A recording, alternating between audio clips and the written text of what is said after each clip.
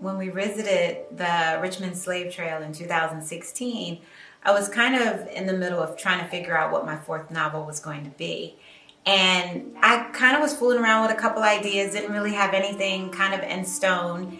And it was just a feeling I got, I think. The curiosity of learning about Mary Lumpkin and the Lumpkin jail, and the fact that she was married to Robert Lumpkins, and they had these children, and they lived on a half acre, which people call the devil's half acre, because the cruelty in which Robert showed the enslaved people on the half acre. I mean, it was horrifying.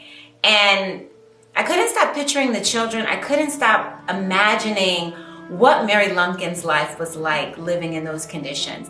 I remember when I came here and I saw what it was like to be on the land where the jail actually existed. And I tried to recreate the story in my head. And so what I do in my office is I put up a collage of different pictures. And so I had a picture of the jail. I had an idea of the kitchen, of the boarding house. The boarding house was where Robert Lumpkins, and my story is Reuben LaPierre. The boarding house is where he entertained his clients, the people who was going to buy some of the slaves that he sold. And this is the home that Phoebe and she raised 5 children in. It's funny because when I was reading the reviews for the book, a lot of the reviewers said that there's a lot of scenes that are difficult to read.